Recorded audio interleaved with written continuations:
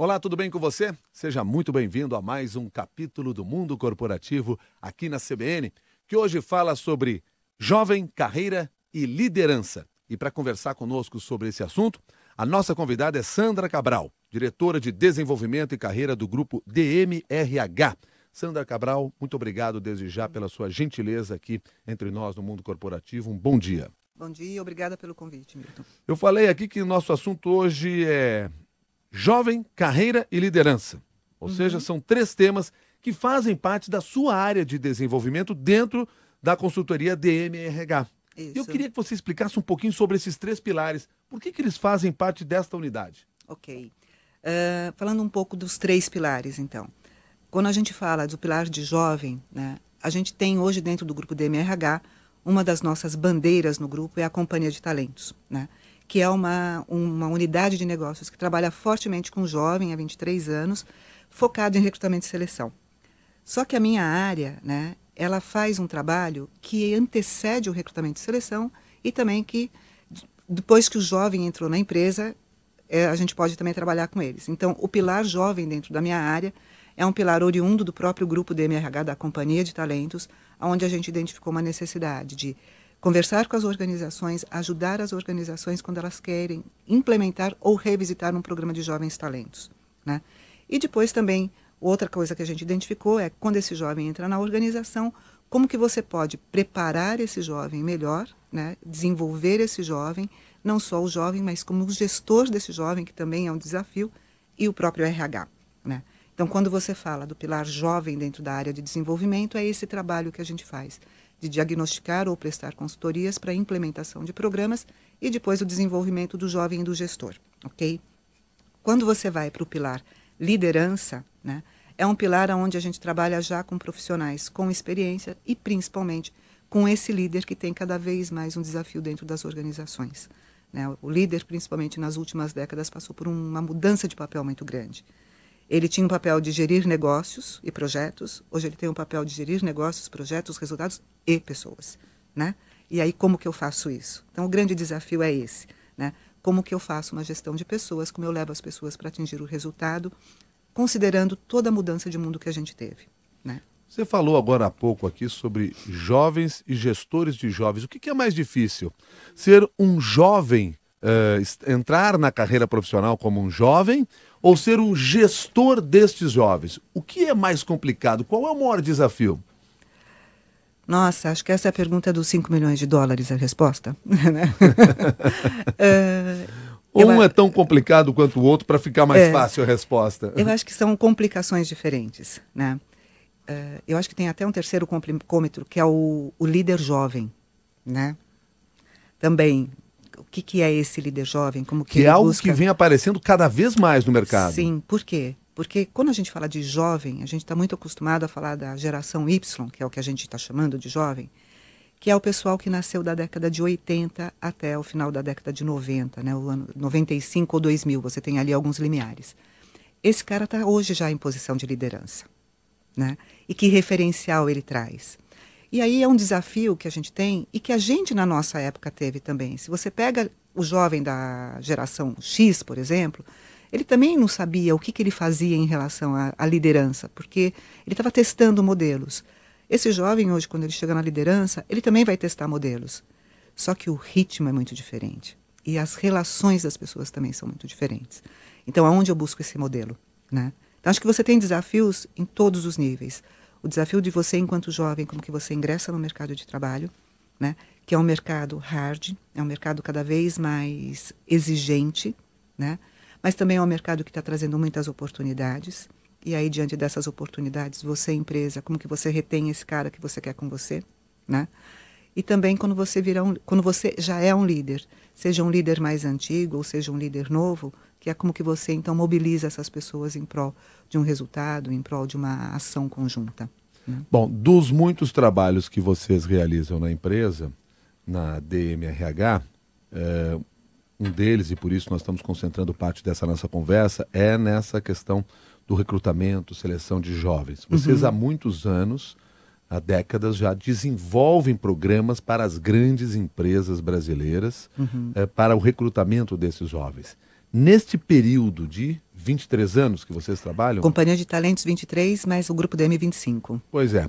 Neste tempo todo, que avanços vocês tiveram que fazer, que mudanças mais radicais vocês tiveram que fazer, até para compreender essas novas cabeças todas e as novas exigências?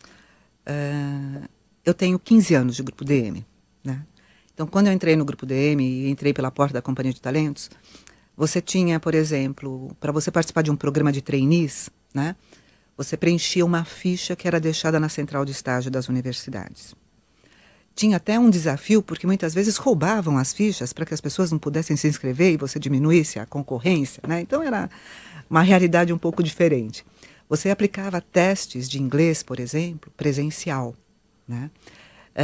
E você tinha um boom de inscrições, por exemplo, de 3 mil inscritos, um programa de grande relevância que a gente tem até hoje no mercado. Ele atingia, há 15 anos atrás, 3 mil inscritos. Hoje, esse programa, com o advento da internet, você passa de 40 mil inscritos, né? Então, nesse processo todo, não dava mais, quando você olha a evolução tecnológica, por exemplo, continuar com ficha de inscrição, né? A gente lia as fichas, a gente tinha que entender as letras. Você não imagina o desafio que era aquilo, né? Mais do que entender a competência que estava na ficha, era entender a letra. Muitos perderam emprego por causa da caligrafia. Nossa, a gente fazia um esforço, eu juro para você, né? Chacoalhava para ver se a gente conseguia entender e a gente tentava e conseguia, né? Então, assim, hoje muitos perdem a oportunidade por erro de digitação, ok? Então, também tem essa, né? Então, desde essa época que eu entrei na Companhia de Talentos, a gente desenvolveu um sistema, né, de inscrição. A gente construiu uma base de dados extremamente consistente e aderente à nossa realidade. Então, antigamente, a gente queria só triar as fichas. Hoje, a gente tem que ter um sistema que tria a ficha, que você consiga colocar recursos tecnológicos, não só como testes, como jogos virtuais, como interação tecnológica, para que você possa fazer entrevistas independente de onde a pessoa esteja, ou fazer dinâmicas de grupo.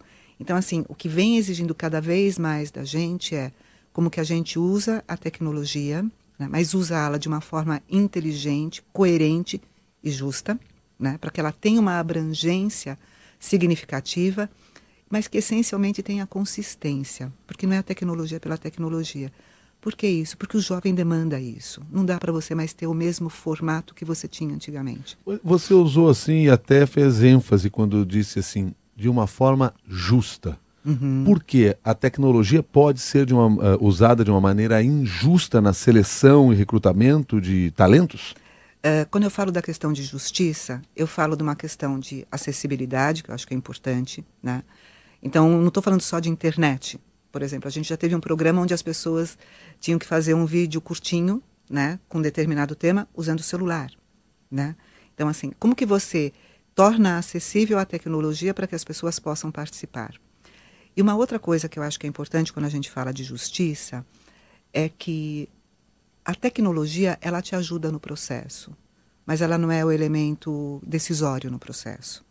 Então, quando eu falo da justiça, por exemplo, você pode criar um jogo com base na tecnologia, ou ter testes com base na tecnologia.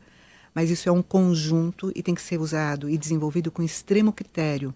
Não é só quem ganha um jogo, por exemplo, que entra. Você tem que ter todo por trás dessa tecnologia, elementos de avaliação. Se desperdiça muitos talentos em função desta avaliação que tem de se fazer num grupo de 40 mil pessoas, não se tem como abraçar todas essas pessoas? Não sei se a gente desperdiça muito talento, mas às vezes eu acredito que, por exemplo, talento você pode ter em qualquer lugar, né? Eu dou aula no INSPER, né, quando eles vão entrar no mercado de trabalho, e uma coisa que eu sempre falo é que ter oportunidade é importante, mas mais importante é o que você faz com a sua oportunidade. Então, assim, a questão do desperdício de talentos é que eu acho que tem gente boa em todos os lugares, mas você tem que ter alguns critérios. Então, por exemplo, existe aí um grande mito, né, de que os programas cortam por universidade na triagem eletrônica. Não? As pessoas querem universidades de primeira linha. A maior parte corta, sim. Tá? Porque ela tem que ter um critério, e ela, às vezes ela acredita nesse critério. Mas, de repente, pode ser que eu tenha um talento e tenha perdido o talento que está numa universidade que não seja tão estrelada, né? Então, acho que essas discussões a gente sempre vai ter. Então, quando você fala a gente desperdiça, a gente pode perder muitos talentos. Eu não sei se a gente perde muitos talentos, mas eventualmente pode ser que você perca algum. Fazendo a pergunta ao contrário agora, muitos talentos perdem as oportunidades que têm? Eu não sei, porque eu posso fazer uma inferência que se ele é um talento, ele não vai perder a oportunidade, porque ele estará atento. Isso faz parte de ser um talento? Acho que essa é uma grande discussão, o que é um talento, né? Toda vez que a gente fala de atração e retenção de talentos, muita gente tem uma questão assim de que talento é tudo a mesma coisa. E não é, né? Lá na DM a gente tem uma senhora que faz um café, ela é um talento. Porque o café dela é maravilhoso e imbatível, né? Se a gente então for partir da premissa que talento é aquele que faz com diferencial a sua atividade, você tem uma realidade. Se você for ter uma definição de talentos, que talento é o cara que pode assumir outras complexidades e se desenvolver cada vez mais diante de complexidades crescentes, é outra definição. Então, essa é uma grande discussão dentro das organizações. O que é um talento? Porque o que é o talento, por exemplo, para uma Unilever, pode ser que não seja um talento para uma Procter & Gamble. São empresas de bem de consumo, mas são realidades diferentes e podem ter visões de negócio e estratégias diferentes. Então, o talento ele tem que estar atrelado a esse contexto, né? Então, assim, faz parte de ser um talento não perder uma oportunidade? Pode ser que sim.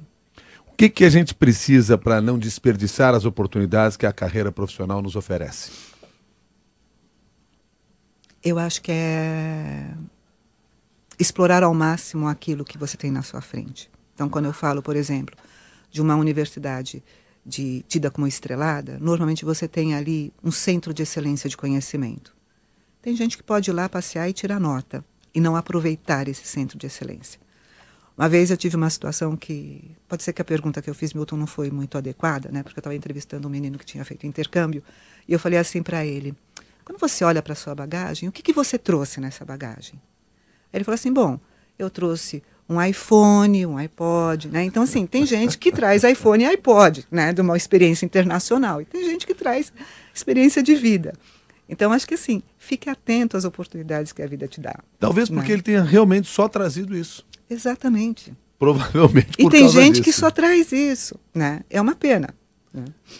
Ou então ele imaginou que, dizendo o que ele teria trazido dentro da bagagem, caracterizaria-o diante de você. Mostraria a personalidade dele. Vai entender essa cabeça.